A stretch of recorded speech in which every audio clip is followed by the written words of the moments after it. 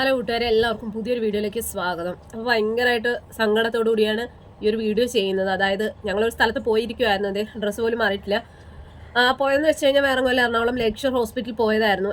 എനിക്ക് എല്ലാ മാസവും അവിടെ ഡോക്ടറെ കാണാൻ ഞങ്ങൾ പോകാറുള്ളതാണ്. അപ്പോൾ നമുക്കറിയാം, ഇപ്പോൾ നമ്മൾ അങ്ങോട്ടുള്ള വഴിയൊക്കെ റോഡ് പണിയും കാര്യങ്ങളൊക്കെ നടക്കുന്നതുകൊണ്ട് തന്നെ നല്ല ബുദ്ധിമുട്ടാണ് അങ്ങോട്ടുള്ള യാത്രയൊക്കെ. അതുകൊണ്ട് തന്നെ ഞങ്ങൾ ബസ്സിനാണ് കേട്ടോ അങ്ങോട്ട് പോയതും തിരിച്ച് വന്നതും ഒക്കെ. ഇപ്പോൾ കുറച്ചായിട്ട് ഞങ്ങൾ ഹോസ്പിറ്റലിൽ പോകുമ്പോൾ ബസ്സിനാണ് പോകാറ്. കാരണം നമ്മൾ ബൈക്കിലൊക്കെ പോയി കഴിഞ്ഞാൽ നന്നായിട്ട് ടയേർഡാകും. അതോടൊപ്പം തന്നെ നല്ല പൊടിയും ഒക്കെയാണ്.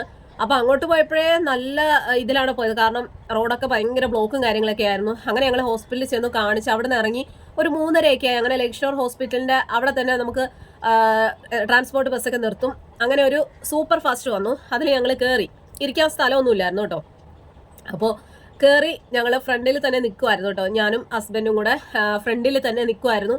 നിൽക്കുന്ന സമയത്ത് ഓൾറെഡി ആ റോഡും പണികളൊക്കെ നടക്കുന്നതുകൊണ്ട് തന്നെ നല്ല ബ്ലോക്കൊക്കെയാണ് കേട്ടോ. അത് തന്നെയല്ല, ആ ഒരു എറണാകുളം റോഡെന്നൊക്കെ പറയുമ്പോൾ നല്ല തിരക്കായിരിക്കും. അങ്ങനെ ഞങ്ങൾ കയറി. വണ്ടി ഒന്ന് ബ്ലോക്കോ എന്തോ വന്നപ്പോൾ ഇങ്ങനെ പതുക്കെ സ്റ്റോപ്പ് ചെയ്തിരിക്കുമായിരുന്നു. ആ സമയത്ത് ടിക്കറ്റ് എടുക്കാൻ കണ്ടക്ടർ വന്നു. ചേട്ടൻ അങ്ങനെ പൈസ കൊടുത്തോണ്ടിരിക്കുമായിരുന്നു. പൈസ കൊടുക്കാനായിട്ട് പോക്കറ്റിൽ കൈയിട്ട് എടുത്ത സമയത്ത് ഈ ഡ്രൈവർ പെട്ടെന്ന് വണ്ടി അങ്ങോട്ട് ചവിട്ടി. ആ സമയത്ത് എനിക്ക് സത്യം പറഞ്ഞാൽ ഒന്നും പറ്റിയില്ല. പക്ഷെ ചേട്ടൻ ഈ പൈസ എടുക്കാൻ എടുത്ത ഒരു സമയത്ത് തന്നെ ഇയാൾ ആ ഒരു ഡ്രൈവർ വണ്ടി ചവിട്ടി നേരെ ചേട്ടൻ ആ ഫ്രണ്ടിലേക്ക് പോയി ഫ്രണ്ടിലത്തെ ഗ്ലാസ്സിൽ ചെന്ന് ഇടിച്ചു. ഭാഗ്യം കൊണ്ടാണ്, ദൈവത്തിന്റെ അനുഗ്രഹവും എൻ്റെ കുഞ്ഞുങ്ങളുടെയും അനുഗ്രഹവും ഞങ്ങളുടെ കുടുംബത്തിന്റെ പ്രാർത്ഥനയും കൊണ്ടാണ് ഒരു ആപത്തും കൂടാതെ എന്താ പറയുക വേറെ ഒരു അപകടവും സംഭവിക്കാറുണ്ട്. കാരണം ആ ഒരു ഗ്ലാസ്സിൽ ചെന്ന് നല്ല ഫോഴ്സിലാണ് ചെന്ന് അങ്ങോട്ട് ഇടിച്ചത്. ഭാഗ്യത്തിന് അവിടുത്തെ കമ്പിയിൽ ചേട്ടൻ കൈ ഇങ്ങനെ ലോക്ക് ചെയ്തിട്ടുകൊണ്ട് തന്നെ ഗ്ലാസ് അതായത് ബസ്സിന്റെ ഫ്രണ്ടിലത്തെ ഗ്ലാസ് തുളച്ച് റോഡ് കൈക്ക് വീണില്ല. വലിയൊരു അപകടമാണ് ഇല്ലാതായത്. സത്യം പറഞ്ഞു കഴിഞ്ഞാൽ നമ്മൾ KSRTC ബസ്സുകളിൽ, പ്രത്യേകിച്ച് സൂപ്പർ ഫാസ്റ്റ് അല്ലെ ഫാസ്റ്റ് പാസഞ്ചർ ഇങ്ങനെയുള്ള ബസ്സുകളിലൊക്കെ നമ്മൾ കയറുമ്പോൾ നമ്മുടെ ജീവൻ പണയം വെച്ചിട്ട് വേണം കയറാനായിട്ട്. കാരണം നമുക്കറിയാം, സൂപ്പർ ഫാസ്റ്റും അല്ലെങ്കിൽ ഫാസ്റ്റ് പാസഞ്ചർ എന്നൊക്കെ പറയുമ്പോൾ കുറച്ച് റേറ്റും കൂടുതലായിരിക്കും. അതുപോലെ തന്നെ നല്ല സ്പീഡായിരിക്കും. എന്താ പറയുക, ഇവർക്ക് കറക്റ്റ് സമയത്ത് ഓരോ സ്ഥലങ്ങളിൽ എത്താൻ വേണ്ടിയിട്ട് ഇവർ നല്ല സ്പീഡായിരിക്കും. അപ്പോൾ അതിൽ കയറി നിൽക്കുന്നവര് നമ്മുടെ ജീവൻ പണയം വെച്ച് നിന്നില്ല എന്നുണ്ടെങ്കിൽ എന്ത് വേണമെങ്കിലും സംഭവിക്കാം. അതിനൊരു ഉത്തമ ഉദാഹരണം ഇന്ന് ഞങ്ങൾ അനുഭവിച്ചെന്ന് വേണം പറയാനായിട്ട്. കാരണം ഞാനും ചേട്ടനും ഒരുമിച്ചാണ് നിന്നിരുന്നത്. ഭാഗ്യത്തിനാണ് ഞാൻ വീഴാതിരുന്നത്. ഞാനാ വീണിരുന്നെങ്കിൽ എന്തെങ്കിലുമൊക്കെ സംഭവിച്ചത്. കാരണം ഒന്നാമത് പൊണ്ണത്തടിയും കാര്യങ്ങളൊക്കെയാണ്. ഭാഗ്യത്തിന് ചേട്ടൻ ആ ഒരു ഇതിലേക്ക് വീണു. കമ്പിയിൽ ഇടത് കൈ കൊണ്ട് ലോക്ക് പോലെ ഇട്ട്, കാരണം ആ ഗ്ലാസ് പൊളിച്ച് പുറത്തേക്ക് പോയില്ല. ഫോണൊക്കെ തെറിച്ചു പോയി. ഫോണൊക്കെ നമ്മുടെ ആ KSRTC ബസ്സിന്റെ ഫ്രണ്ട് സൈഡിലുള്ള ആ ഒരു ഇതിലേക്കൊക്കെ തെറിച്ചു പോയി.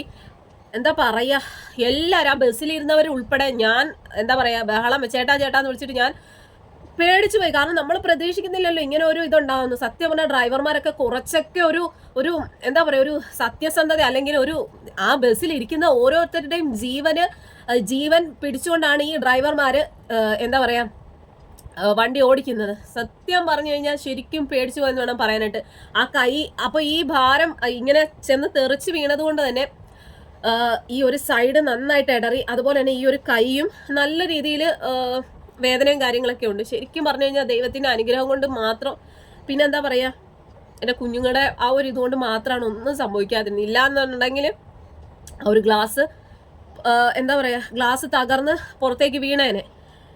ഒരു നിമിഷം ആ ബസ്സിൽ ഉണ്ടായിരുന്നവരുൾപ്പെടെ ഡ്രൈവറും കണ്ടക്ടറും ഈ പറയുന്ന ഞാനാണെങ്കിൽ പോലും വല്ലാത്തൊരവസ്ഥയായി. ഇപ്പൊ സത്യം പറയാം, പല സ്ഥലങ്ങളിൽ ഇങ്ങനെ ഓരോരോ അപകടങ്ങൾ അല്ലെങ്കിൽ ഇങ്ങനെയൊക്കെ കണ്ടിട്ടുള്ളതേ ഉള്ളൂ. ഇപ്പൊ നമുക്ക് നേരിട്ട് വന്നപ്പോഴാണ് അതിന്റെ ആ ഒരു ആഘാതം എത്രയാണെന്നുള്ളത് മനസ്സിലാവും. അതും വലുതായിട്ട് അപകടമൊന്നും പറ്റിയില്ല. വലിയൊരു അപകടത്തിൽ നിന്നാണ് രക്ഷപ്പെട്ടത്.